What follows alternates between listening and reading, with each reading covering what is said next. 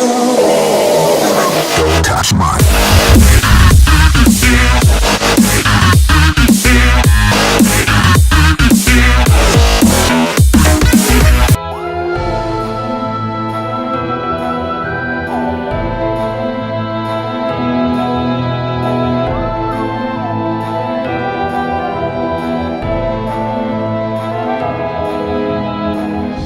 Welcome to this week's episode of Whoscussion. I'm your host, that random guy, and as always, the wonderful, the amazing, the currently clogged up Harriet Skelly. Yes. Alrighty, so this week we're going to be going over the penultimate story of the Second Doctor, the War Games. Sorry to see him go. And then we'll follow it up with Bounty, which is an Eighth Doctor story we can spoil. But I'm so happy. It's a short story, so we can totally go over it. It's not easy to come by, so definitely we can go over that. And then we're going to finish it off with the Third Doctor short story, A True Gentleman. Well, basically, we can spoil all of these. It's fantastic. Yeah, I'm actually very happy about that indeed. So we'll jump straight into it. And Harry Skelly, do you want to go first, or do you want me to go first, or how do you want to play it out this week? Well, I think we're probably going to go half and half on this. Yeah, this considering there is story. 10 stories. All right. So first or second half? I don't mind either way. I like the first half. The first Oh, half okay. is pretty good. So I'll do that. Okay, cool. So we start off with meeting our good friends, the Doctor, Jamie and Zoe. Jamie. Who oh man, Jamie in this story. It's like he finally gets to realize the thing that he's been missing the whole time. Yeah. We think that they've landed in the midst of World War II. One. Sorry, was it World War One? Yeah, they don't go anything past the World War One. Was it? Okay. Yeah, because the Second Doctor calls it the Great War, and yes, he does. And yeah. the leaders of it say that there's nothing. It's 1917. Right. Yeah, of course. Yeah, I kind of wondered about that as well, because I'm like, the Second World War had like airplanes and stuff. Yeah. Which would have been pretty hard to deal with the way that with what was actually going on. Anyway.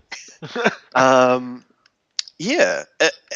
The first half of the story. The first half of the story really just does a whole lot of building to this. It's fantastic build up to a really interesting idea, where sort of this seems to be a sort of a large landmass of sections that are the interzone. that are like the interzone, where basically every human war past before World War One, I guess, because I didn't see anything, definitely nothing future. I believe they even say that there's nothing before after World War One in this. Yeah, I'd hazard a guess that there would probably be like, simply because of the invention of the airplane, probably would have put them off a little bit. So yeah, that's basically it. Where they've sectioned off these sets of thing, and they are basically playing out all of these human war things, which is interesting.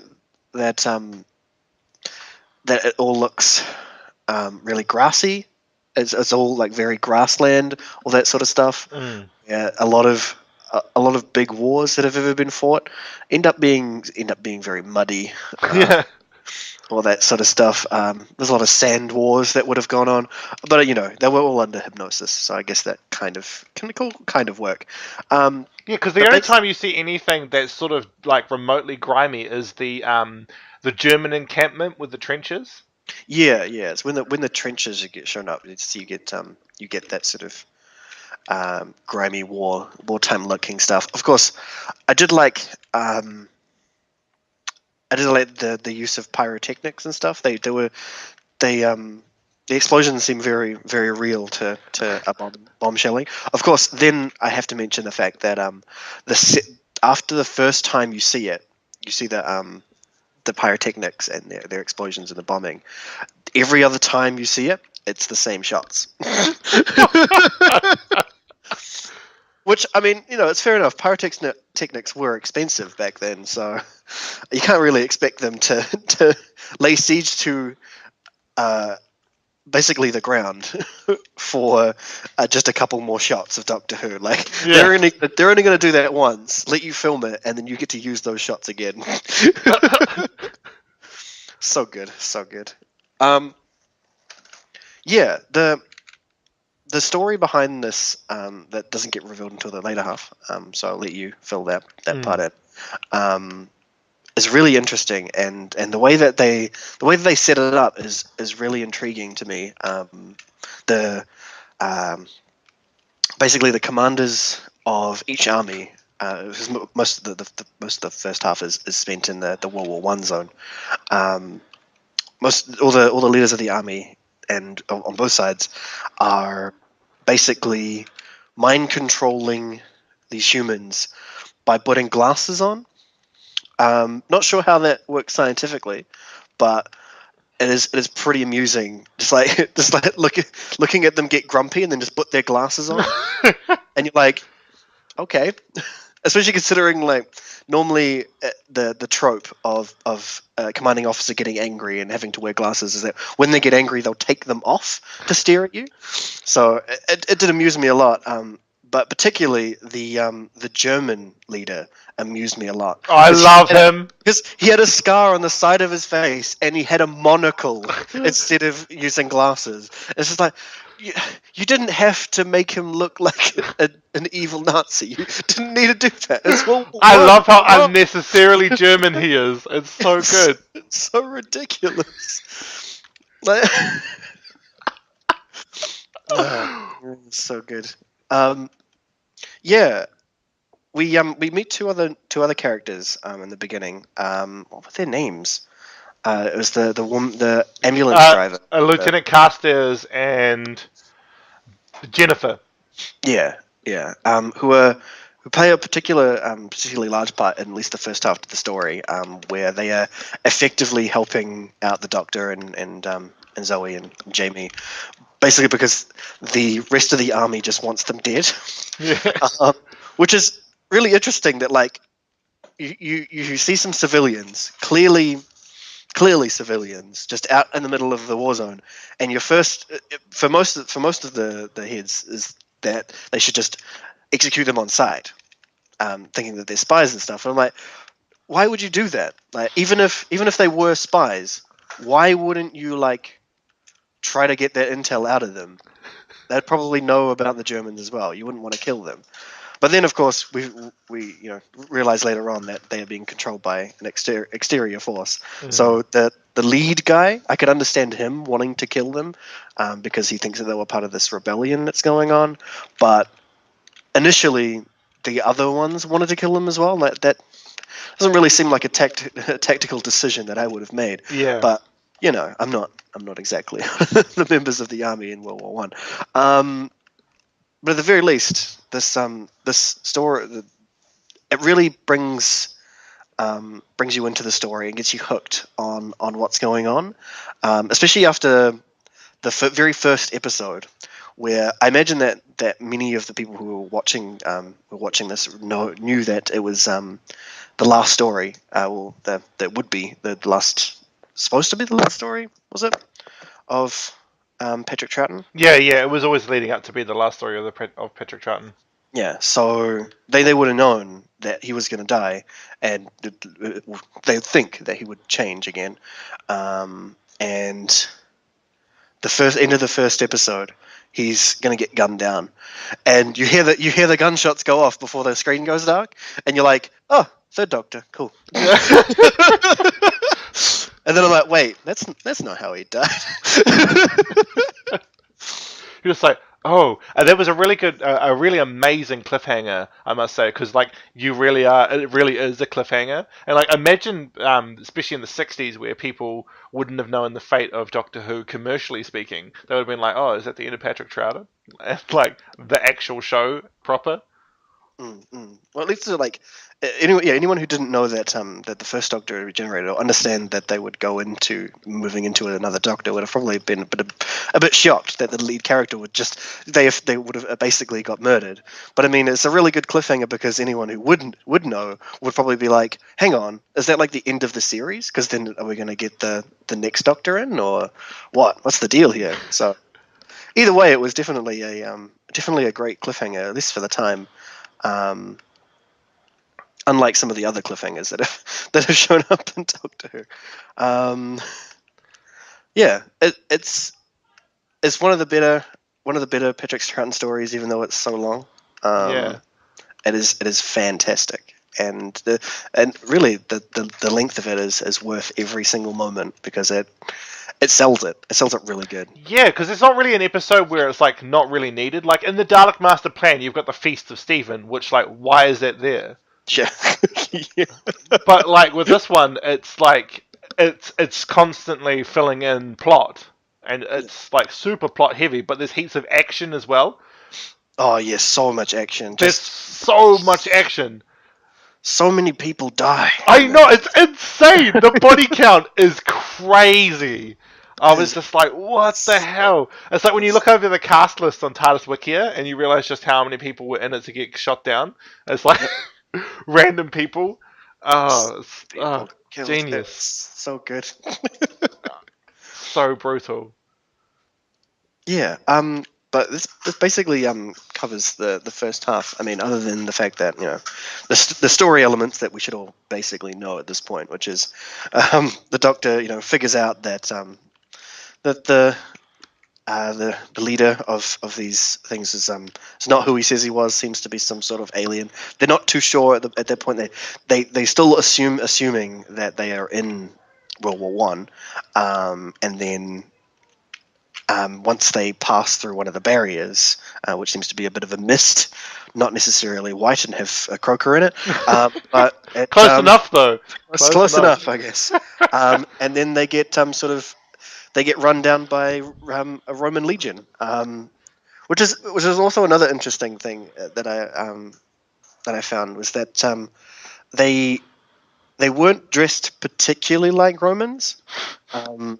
Which is, I know that it probably was like a budgeting thing, all that sort of stuff, but they were basically wearing leathers and stuff. I'm like, they seemed like frontline Roman soldiers. They had a chariot, so they would have been top of the line Roman soldiers.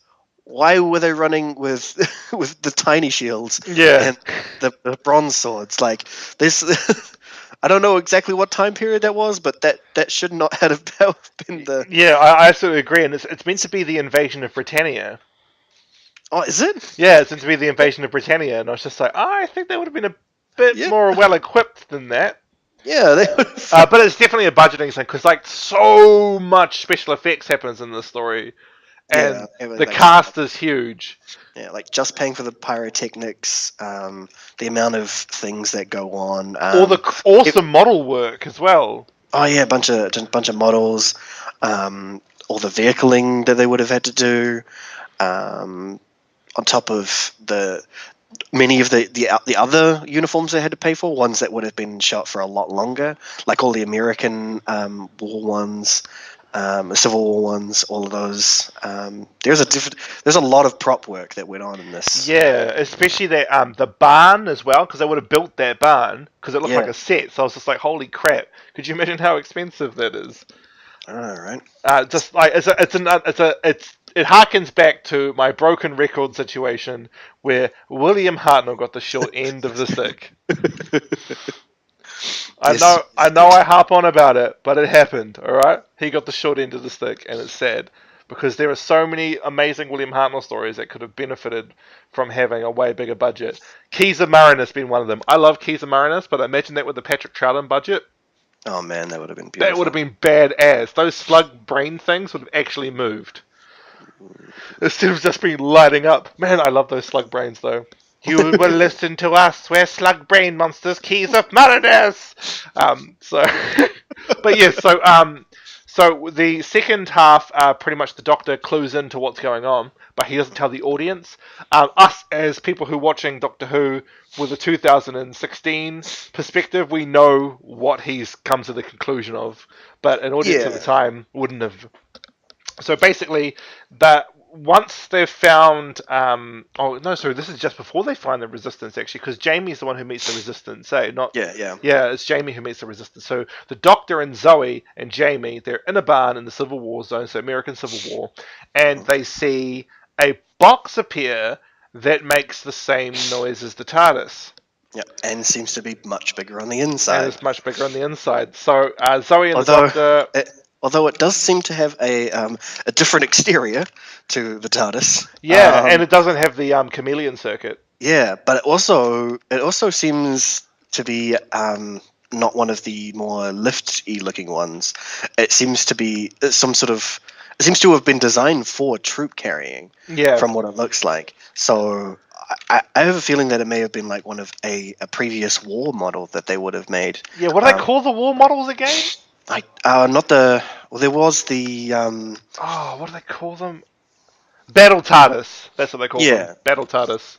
Because I think that it was because it definitely. Yeah, looks like I have to agree. I have to agree. Because It definitely is gives, military grade. Yeah, because it gives the space of an exit that allows for more people to get out at once, rather than the elevator looking ones that you could basically get one person out the door at a time. Yeah. And it does look it's fairly larger than other TARDISes have ever shown up as, even when ones without chameleon circuits. Although yeah. And also, it's divided in such a way that it's just storing the military. Yeah. It's for storing soldiers. So that was interesting. And it's got chrono storage facilities, so it can freeze your molecular structure in time, so you don't age. Which is what they were holding the military in for the different sectors for when they wanted to deploy more soldiers, which is so messed up. But the second half of the story, because the first half of the story is like a war thriller more than it is a science fiction, and the second half is just so science fiction. But what's amazing is they don't forget about the war games. Which I like when I first watched the story, I had this fear that they were just going to forget about the first half. Like the first 4 episodes just didn't matter. But the Doctor clicks on pretty much immediately, and again, if you're a 2016 viewer, you know it's a TARDIS. And he clicks on immediately. He's like, "Holy crap, this is a TARDIS!" And Zoe's like, "This is like a TARDIS!" And the Doctor's like, it is a TARDIS. Come on." You can see him holding back, and you're like, "Come on, Doctor, just tell her it is a TARDIS. We all know it's a TARDIS." The Doctor has very good control over it, better than he has of his own, actually. Yeah, that's what I'm also thinking, is that they seem to be either much older or much newer ones that he has knowledge of. Yeah, because he doesn't know how to use the Type 40 at all. Yeah, with the Type 40, he doesn't know how to use it. So I'm really curious as to exactly which time period they fit. Because if they're an older war model, then that would make sense as well, and that's why he understands its composition, because it's much older, something that he would have studied. But if it was something newer, then it would have been something that he would also be familiar with as being a Time Lord. He would have used newer TARDISes fairly often. It's just the Type 40 that sort of fits in a situation where he's not too familiar with how. Yeah, and it was broken, so it's broken, and he doesn't know how to drive it. And it kind of makes me wonder why the Time Lords bothered with taking away his knowledge of how to pilot it. Because he didn't even know how. Yeah.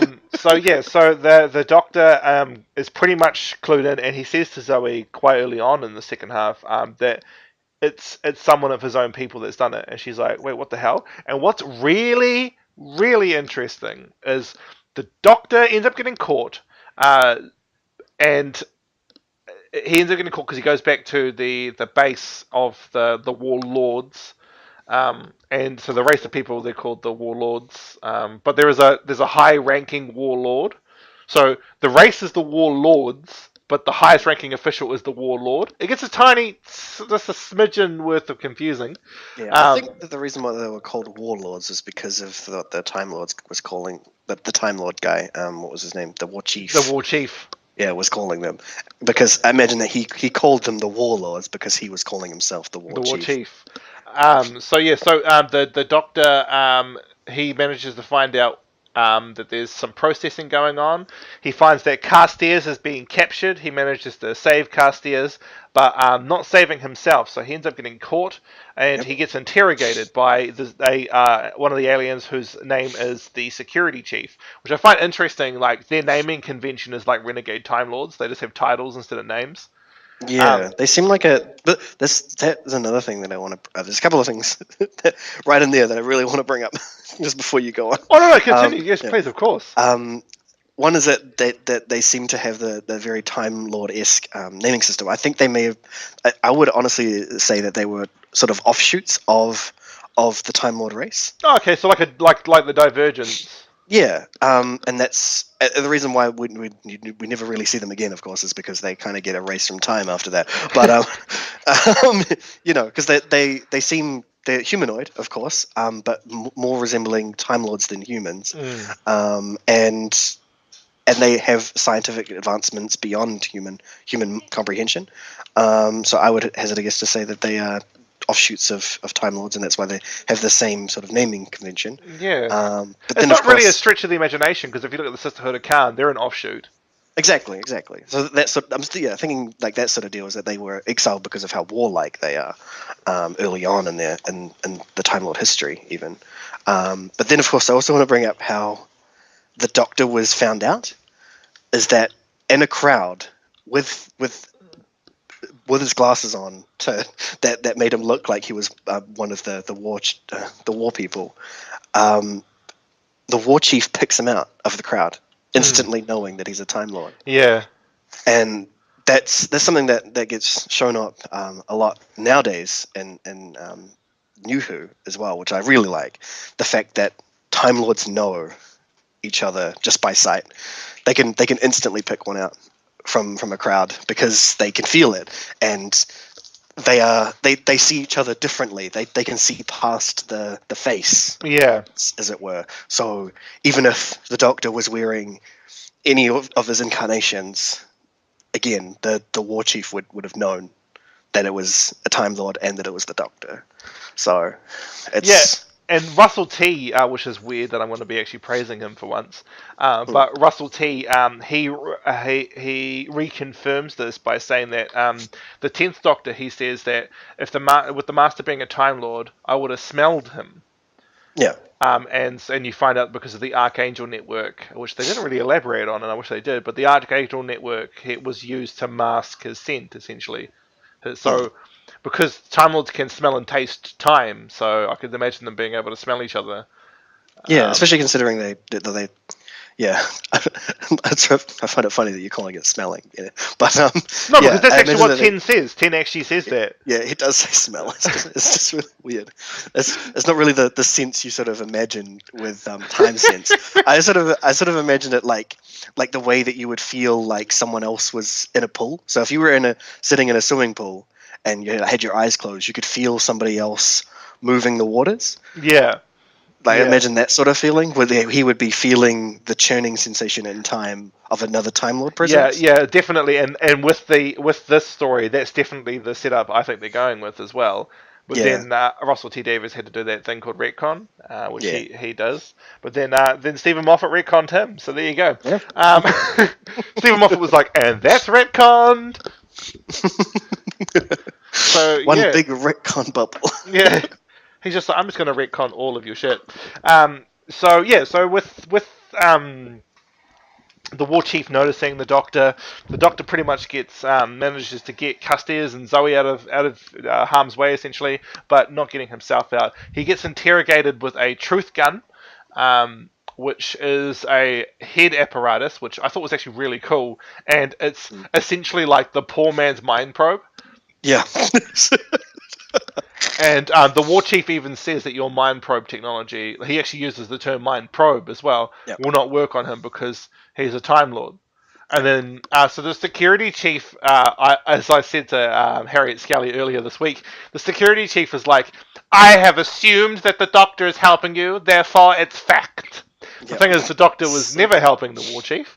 There's no evidence to back up the security chief, but the security chief just makes it up. But what's interesting here is the first ever time you hear Time Lord, it's from the security chief. It's not from the doctor, it's not from the war chief, it's not from the monk. The first time you ever heard the words Time Lord, it's the security chief. And I loved that. Like, this huge reveal is like done through one of the villains, which I thought was really cool. The war chief has actually basically, he wants the warlords to go out and conquer the galaxy, but he's done it in such a way that when they've finished conquering the galaxy, the Sid Rats, which are his TARDIS clones, will die, and they will be helpless, and only the war chief will be able to run everything by himself, because the warlords will be essentially powerless. And the doctor pretty much clues into that, and he's just like, hey, look, your time rotors are going to die. And the war chief's like, that's actually the whole point, bro. Yeah, that is kind of the point, mate. Like, I'm not going to give these guys control over time. What are you doing? I'm a time lord. I'm the only lord of time. Exactly. They're the lords of war, all right? And so the war chief pretty much says that, hey, look, I'm pretty much the only one. The doctor and I, we should help each other out. And the doctor's like, dude, I'm not going to help you. He's like, bro, think about it. We're both Time Lords, man. This is awesome. And he's like, remember when we used to be like best buds, and then like now I'm like this? We should still be best buds. The doctor's like, no, bro, you're like totally doing the wrong thing now. And so the war chief is like pretty gutted, and the doctor ends up foiling their plans left, right, and centre. The security chief pretty much is pooing his pants about the situation, so he calls up the warlord. The warlord, I love this actor. I loved him. So he is so good. Actually, he's so good. He comes in for only the last 2, or was it last 3? I think it's last 3. Yeah. So he comes in pretty late into the story, but I love the actor that they chose. Was perfect casting. He talks slow but like purposeful. He's talking in a manner that he gets his point across, and if you double cross me, I will end you. Yeah. And he really doesn't do half measures at all. He's a very, very serious and straight-laced individual, but like not over-the-top archetype, like like screaming general. He's very calm, he's very focused, and he's extremely goal-driven. And I love that about this man's performance. So who's the actor's name here?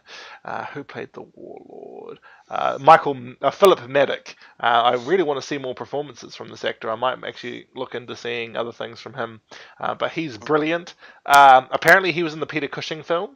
I own those films, but I don't like watching them, so so I haven't actually watched them. So at one point we run out of TV Doctor Who. We might have to go over those there. No, God, no, please, no. The mind probe. No, not the mind probe. You're authorized to use the Doctor Who movies. No. It was the Fifth Doctor was like, it was not a man who was discovered. It was just him in sheer disbelief. Far out. But yeah, so this guy, he's incredible, and he knows the Time Lords in a personal way. He knows that their power, he knows what they're capable of, and he knows that they're not to be double-crossed. So Jamie ends up... the story flips back essentially to Jamie, who's put the Resistance together, and they're just killing people everywhere. All the bad guys are dead. It's so brutal. The warlord soldiers come out of their Sid Rats and they get gunned down. And I love that one guy who survives. He like looks around, he's like, screw this, goes back in the Sid Rat and leaves. Yep. Who just like has a look. And I love when that one guy tries to gap it, that one warlord tries to run away, and that Mexican guy throws that grenade into his Sid Rat. Yeah. Oh my God, that Mexican. just kills them all. The Mexican guy, I love him. He's my new best friend.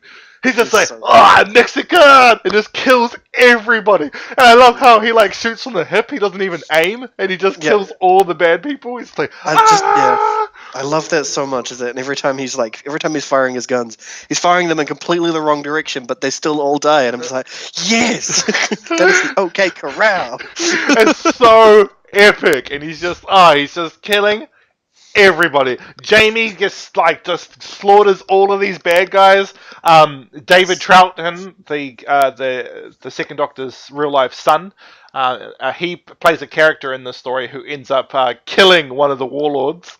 He's just like, you're trying to screw with my mind? Boom! My dad's the Doctor, bitch! Oh, I'm dead!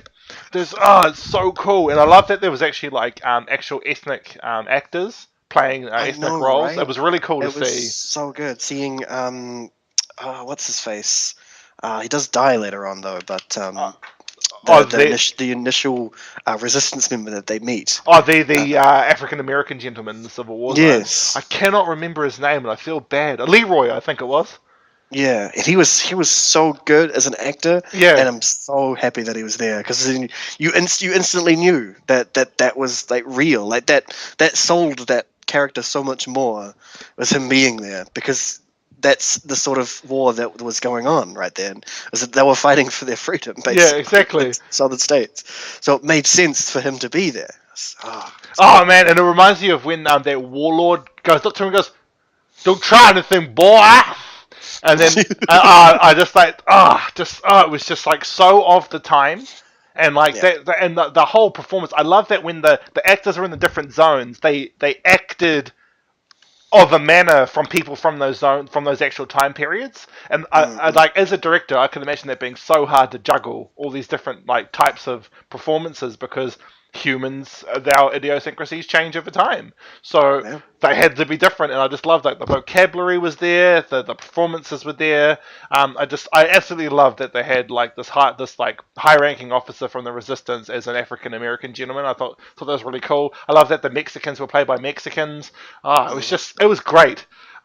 No more Patrick Charlton being a Mexican salamander, which though that's still an amazing episode. Don't get me wrong, but it's just really good. This whole amalgamation, they all team together, and I love that the little man, the human beings, the ones that they're so easy to control, end up destroying an entire alien race's plan. Not just a couple of people from an alien race, an entire alien race's plan of universal domination is thrown over by these people who only have lead guns and no laser guns. It's just, it's so great. So the Doctor ends up betraying the leaders of the Resistance, but he does it to save their lives because they were going to drop neutron bombs down and eradicate all of the humans in the zones. So the Doctor manages to create poisonous gas and uses that to kill a whole bunch of warlords, which I thought was amazing. The Doctor was just like, put on these gas masks. Why is that, Doctor? Because I'm going to brutally murder people with poisonous gas. Oh, okay. Because I'm going to brutally murder everyone. And I love how he doesn't do it once; he does it twice. He's like, "Well, how do I get out of this situation? Poisonous gas from World War I." Which I'm guessing is mustard gas. I would say so. Yeah. I'm just like, wow, you're the Doctor, remember? And then the 10th Doctor's all like, remember, I'm the man who never would. But Patrick Troughton was like, I murder people with mustard gas. I'm the second Doctor. And the first Doctor's got a rock, and he's just like, don't mess with me when I've got a rock, unless you're Ian Chesterfield. I mean Giles. So the Doctor, he ends up overthrowing the warlords, and he gets to a point where he's just like, I need to get everybody back to their time zones. And Zoe's like, dude, the TARDIS is big, but it's not that big. How do you get all of humanity back to their time zones? And the Doctor's like, I need a call for help. And also, he was like, I actually don't know how to pilot the TARDIS. Yeah, he's actually, I don't know how to drive it, so... I don't know how to drive it, so I can probably get us back to Earth. That's probably a certainty at this point, considering. But getting right time, probably not. And these other TARDISes we've got here to use, yeah, they're no good. they actually don't work properly. So the Doctor, he does, for the first time ever, call on the help of the Time Lords. And he does it with a cube. Yes, and he does it with the TARDIS, the Distress Cube, which appeared in the episode The Doctor's Wife in Modern Who. Man, Neil Gaiman, I really wish that Neil Gaiman got announced as the new showrunner. I know, right? Could you imagine that? If Neil Gaiman was the showrunner, oh my god, I'd watch Doctor Who. I'd watch every one of his episodes at least 20 times. Like, Neil Gaiman, that would be amazing. Neil Gaiman is kind of a big shot. Yeah, he's super busy, so I don't see that happening. Probably not going to happen, but yeah. if we can dream. He's one of the most successful novel writers of all time, so I don't know if he's actually got the time to showrun, but it'd be cool. Multitude of comic books. He's one of the greatest showrunners of all time. He's probably working with Tim Burton on something right now. Yeah, exactly. I love how he's just British Tim Burton. It's great. Yep, but yeah, so the Doctor sends off the Thought Cube, and the War Chief and the Warlord poo their pants. They poo their pants. The War Chief, for his betrayals against the Warlords, he gets executed, and it's not a nice execution. I'd hate to have been that actor because he falls from one hell of a height, and I'm just like, there was no mat. He actually fell. Literally, I hope that guy's okay. And so, he falls from this hell of a height. He ends up lying on the ground, and I was dispose of his body. Now, as we all know, Time Lords regen, so he more than likely regened off screen. And that's really one. I'm actually kind of wondering about that because it seems like their guns prohibit regeneration. Yeah, they seem to do a lot more than just kill. Because the pain on everyone's face when they got killed by them. It was not just standard, I've been shot. It was this is terrible agony, this is the worst way to die. Especially when the security chief gets killed by the War Chief. The War Chief blows them away, and that guy, and the War Chief does it for ages. The soldiers just shoot them just for a second. The War Chief shoots that guy for 10 seconds, man. I'm like, whoa, War Chief, calm down, G. He's like, sorry, I had to settle a personal debt. I'm like, bro, that's ruthless as. No wonder the Doctor doesn't want to hang out with you. Yeah, so I do imagine that it is able to inhibit regeneration in some facet because you would imagine that he would have regenerated straight away if he had been shot, not after they took his body away. Yeah, I suppose. But if you look at when the Seventh Doctor was shot, he took ages to come back to life. Yeah, true. I suppose it really does depend, but we've never seen the War Chief ever again, have we? So. There are novels, but whether or not they're canon is the problem. Yeah. But let's have a look at. I'm gonna look at this one called Time Worm, and if it features the Eighth Doctor, it doesn't. Wow. So there we go. It might not be canon. However, it is part of the range that the Big Finish are adapting. So maybe, but yeah, maybe. No. If it, to be honest though, what happens later on makes me think that it does prohibit regeneration. Yeah, because I would imagine that the Time Lords would have picked him up if he had been able to survive that. Yeah, and they would have been like, "Mate, you did some way bad stuff. Yeah, we're gonna have to put you on trial because you really messed up. We might actually just have to straight up kill you. we probably will throw you into the anti-time. Yeah. There's one other particular thing that I really want to bring up is the look of him that was obviously the starting point of the Master archetype. Yes. Because of the facial hair and the general look of him and the way that he acts, the deviousness of him all. I'm just like that is clearly the inspiration for the Master. Yeah. In all of his facets, because he is so the Master. And I'm just like, it's really sad that if they'd thought about the Master before this would have been fantastic. Because if it was the Master doing this, that would have made a lot of sense too, as if it was not the War Chief but the Master. Yeah, I really love the War Chief though, and he was part of the Deca as well. Yeah. I do like that. I do like the War Chief exists as a character in general, but the Master could have easily slipped into this whole very. The Master definitely could have done it. What's interesting though is the writers are Terrence Dicks and Malcolm Hulke. They're the people who create the Master. Exactly. So I think that this is probably where that whole archetype spawns Yeah. from. But then I guess they didn't, because they'd obviously thought they'd killed him off. They didn't want to go ahead and make him be the master, I guess. Yeah, I suppose, yeah. But 'Cause it's funny that they hire an actor who looks almost exactly the same as the guy who plays Yeah. the war chief. I was just like, that guy looks like Robert Delgado. Yeah, it is. I'm just like, is that Robert Delgado? But no, it's not Robert Delgado. It just looks insanely like him. It's crazy how much he looks like Robert Delgado. Like, oh my god. Let's have a look. Yeah, so the war chief was played by a guy called Eric Brayshaw, and he is. Oh, what? He died of throat cancer. Ah! Oh no. That means he can't be in Big Finish! I mean, it's sad that he's dead, but also he can't be in Big Finish? Well, he definitely can't be in Big Finish because his throat doesn't work properly. Yeah. Yes. Even if he was still alive. Yeah, that's actually true. Yes, even if he was still alive, he did die of throat cancer, so there we go.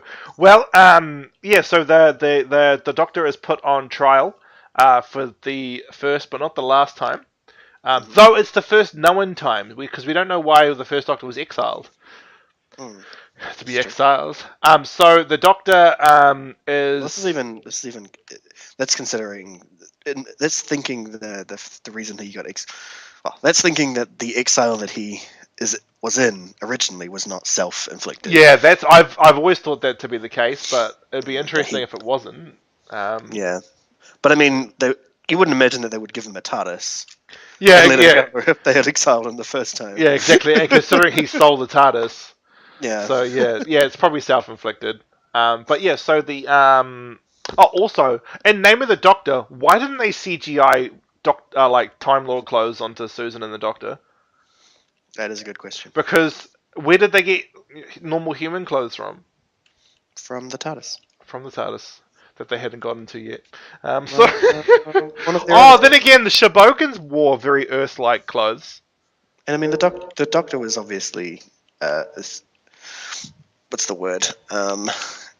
He was very interested in human culture, so it's possible that he. Yeah, but not until later though. He's not really interested until after they land on Earth. Yeah, but I mean, he lands on Earth. I guess that maybe he was expecting to land there. Well, the thing is, that's not the first planet he goes to. Yeah, so because the first planet he goes to is Ambrosia, that smelled of cinnamon, which is where Varone died.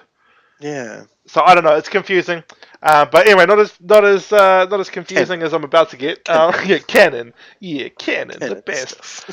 So anyway, so the Doctor is. The Doctor tries to escape from the Time Lords after he sent the distress signal, and he thinks he's managed to do it, but the Time Lords end up screwing up the TARDIS's navigational systems. He ends up being submerged, and a shark tries to eat the TARDIS, which I thought was funny. Yep. I love how the shark was silly, just like... silly shark. It's like, I'm going to eat this thing. Tastes like time. So they end up being pulled to Gallifrey. Mm-hmm. The Doctor's on Gallifrey, and all the Sid rats have been quarantined. Yep.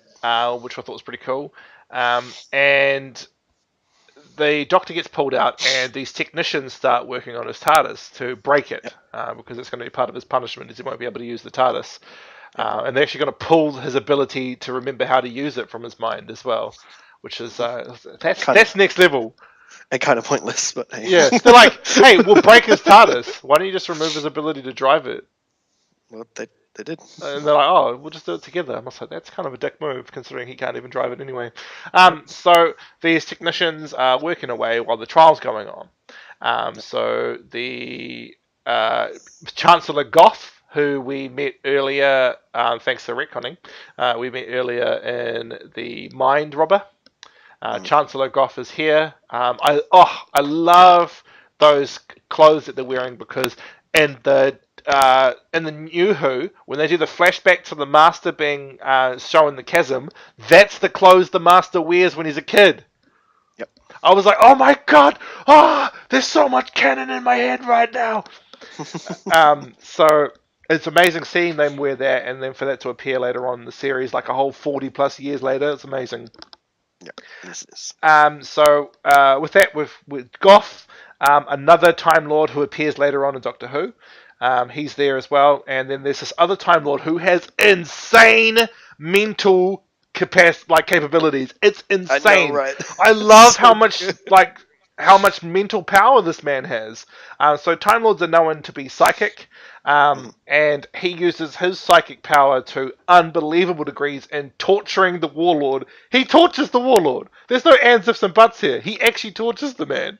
Because the Warlord won't admit to his crimes, so he tortures him. The Warlord's like, yo, if I'm a criminal, the Doctor's a criminal. And they're like, yeah, nah, he's a criminal, but not a crazy warfaring guy. I was like, yeah, of course he's a criminal. Like, we know. Just shut up, bro. So, some soldiers from the Warlord's place turn up in a Sid Rat. They end up killing the technicians that are in the TARDIS. And I love the first technician to die. He takes forever to die. He's like, I know. and then like he's on the ground and he continues to keep dying. I'm just like, bro, we get it. You're dead. He's like, I'm getting paid by the hour here. So he gets killed. And I love when the next technician he walks out. He sees his bro is dead, and he's just like, I'm gonna die, aren't I? It's like, I'm real sick of this. He's just like, man, I was two regenerations away from retirement. So these guys point, die. like, I can think at this point, like, even just at this point now, like, there's got to be Time Lord engineers the TARDIS engineers that think that the Doctor's TARDIS is just cursed. Yeah. Because, I mean, like, the first one that was in there, and then getting burned by the Time Rotors. Yeah. Just like, they've got to be like, just don't go anywhere near the blue box. Don't go inside the Doctor's broken ass TARDIS. Seriously. Because if you manage to make it out alive, you'll die when you get out. It's so cursed. So the technicians end up getting killed, which further sort of backs up your theory that the guns turn off regeneration. Yeah, unless of course that they regen off screen. Yeah, I guess of course, yeah. I do think that it just turns off regeneration. Yeah, but I mean, because Time Lord stasis do that. Yeah, to keep it canon, I guess that they turn off regeneration somehow. Well, they subvert it and kill.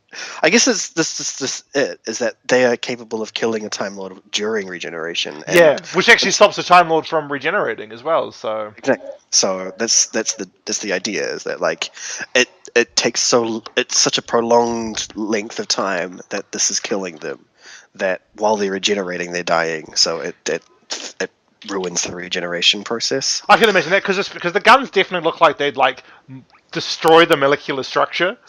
Yeah. Because it doesn't look like a nice way to go. Not that I'm saying there is a nice way to go, but that certainly isn't it. But yeah, so the Time Lords end up, so the Warlords end up coming to save the Warlord, and they think they can get away, and they're like, Doctor, can you drive your TARDIS? He's like, I actually don't know how at all, bro. Like, nope, no, I can't. I actually don't know that. And I love when Jamie goes, he doesn't know how to drive it, and then the Warlord's like, shut up! Obviously he knows how to drive it. The Doctor's like, I actually don't. Oh, actually don't. I actually don't know what I'm doing, bro. It's like, oh shit. I actually don't have a single goddamn clue. I don't know at all. Sorry, man. So the Warlord tries to escape, but the Time Lord with the insane telepathy powers, he stops them in a force field that he's created from his mind, I might add. He's just like, by the way, mind force field. I'm just like, he's obviously probably an oracle, because oracles have like insane telepathical powers as well. Yeah, although I don't honestly think that it was created by his mind. I think that he has the mental capacity to turn it on and off. That he has like some sort of like mental circuitry going on. Oh yeah, that makes a lot of sense, because that's the TARDIS as well as a mental circuit as well. So yeah, exactly. I could totally get on board for that. The at the very least, like maybe he was like a Time Lord that like is later on in his regions, and he had got the same sort of psychokinetic powers that the later Doctor does. I suppose, yeah. Rather than just him being an oracle. He's badass nonetheless, and the actor looks exactly like Eric Roberts. Did you notice that when you were watching it? I was like, is that Eric Roberts? I was half expecting him to go, did you think I had died, Doctor? I dressed for the occasion. I came back in time and took over the Time Lord Council. Who are you? Oh, Right, you're the wrong one. The wrong one. But I just love that guy. And just like when I was watching it, I was just like, is that Eric Roberts? That's Eric Roberts, right? So yeah, so man, it was so Eric Roberts. So time traveling Eric Roberts manages to turn a force field on, and the Chancellor Goff and the other Time Lord that appears in the Three Doctors, he's all like, "Hey, we're gonna surround your planet in a time bubble." So none of your people can ever travel in space and or time, and we're gonna delete you. We're gonna demat you. And he's like, you can't do this. They're like, yeah, we are. Boom. Yeah, we're the Time Lords. I love when he says, I don't listen to your law, and they're like, well, you have to because you're in our court, bro. Dead. It's like, it doesn't really. Do you think we care what you think about our laws right now? We are going to murder you right now. And I love after they die, Jamie's like, well, he was a bad person. Well, cheerio then. And then he tries to sneak back into the he just TARDIS. tries to slink off after that. And then it's like, yeah, no, you're the Doctor's getting exiled, bro. And so it's real bittersweet because like they won, but they lost. Yeah.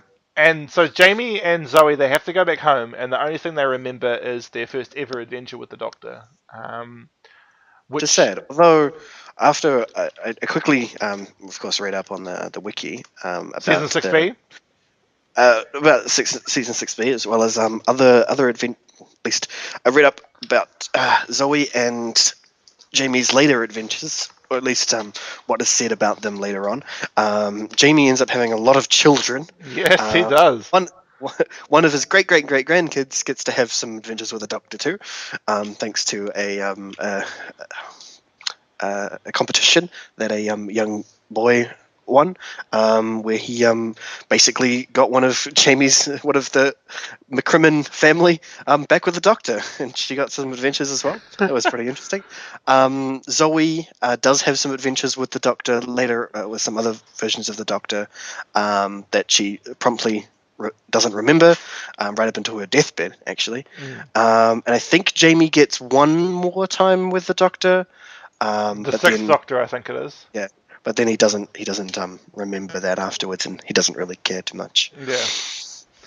Which is, yeah. But what I love is that they didn't do what New Who does. The whole, like, forgetting, and then they have, like, the huge Murray Gold soundtrack, and there's heaps of crying and shit. I'm just like, no, shut up, man. Like, when Zoe and Jamie go, it's just bittersweet. Like, just make it bittersweet. Don't make it Murray Gold's next Academy Award-winning song. No, like you don't need to make it this big deal. Like it's understandable that it's sad, and of course the Doctor's going to be sad, but you know he's had countless companions before, and he's going to have countless companions after. Exactly. He's not going to get so cut up about it. I mean, sure he's going to get sad, and he's going to not want it to happen, but. He's not going to stand there crying and then, like, on at the end of his regeneration, go back and oh my god! I knew you were going to do that, you son of a bitch! I hate that so much. Oh my god, Validatium. Oh my god, it's a good song, but I hate that scene so much. Good song, terrible scene. I mean, like, if this is a real sad. This is the worst thing about that particular scene that I'm gonna quickly have to go over. The worst thing about that is that he is going to regenerate. Yeah. Why did he care that much? Like, exactly, he's gonna come back to life. Like, if it had been Matt Smith, when he knew he was actually properly gonna die, at least that's what he thought he was gonna do. At least then I could understand. That he would go back and see every single one of his companions, not just the ones from last season. Yeah, exactly. And the thing is that, like, when Matt goes to die, he doesn't swan song. Yeah, he doesn't do anything. Matt's Doctor goes out like a champ. He's like, I'm the last Doctor. I really don't even care. So let's just chill. Yeah, and he just chills. I'm just gonna do what I've been doing my entire life: sit in a base and protect it from aliens. Yeah, exactly. Especially the second Doctor. The second Doctor's like, "What's happening this week, Jamie?" "Oh, hi, Doctor. There's a base and some monsters, Doctor." "Oh, of course there is, Jamie. Let's go and do the same thing we do every week." "Except for in the war games, Doctor. We're not in a base." "Well, technically, the zones are a base, wouldn't you say, Jamie?" "Oh, bugger." Oh, bugger, Doctor. And so yeah, so the Doctor says goodbye, and I love how it's handled. It's just two mates like saying goodbye, and it's great. I love that scene. And when Zoe goes, "Will I ever see you again?" He goes, "Again, Zoe. Time's relative, you know." And I love that because like the Doctor's giving her some hope, even though he knows she won't even remember. And it's just the way that's done. I loved this TARDIS crew. To be honest, I love Victoria as well. Like this but this crew, like it just they were a unit, you know. And Zoe, I love how Zoe like she chose by herself to come with the Doctor, whereas Victoria really didn't have a choice, and Yeah. Jamie and Ben and Polly were accidentally there. So so it was interesting and sad, and I liked that it was handled without like you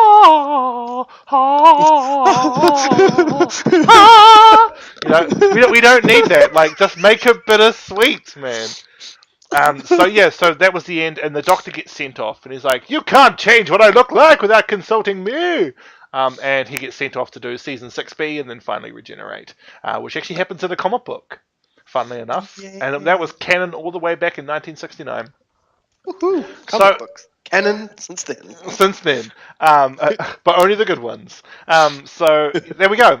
That's the end of the War Games. It's probably the longest part A we've done in a bloody long time. But the War Games is huge. It's huge, and it's. I definitely, for me, this gets a 10 out of 10 because they didn't stop talking about the plot. Whereas I would give something like Dark Master Plan like an 8 because like there are 2 episodes that like have nothing to do with anything. Yeah. So yeah, for me, this is definitely a 10 out of 10 in terms of the long stories, and it's the last Patrick Troughton. It's the last black and white story, and yeah, so there we go. That is the end. After that, we're gonna find ourselves back on good old Earth, and we're gonna have the third Doctor. Who's going to be? Yeah. He's going to be taking on the Silurians, who like without a synthesizer you can't imitate. It's really really hard. They're all like when they talk, which is all right. And so yeah, so it's Doctor Who and the they Silurians. absolutely do not have boobs. No, don't do that. No, because reptiles don't have memory glands. So there we go. That's I've never understood that. If it just. Anyways, with that out of the way, we will go on to part B. See you all there. Yes.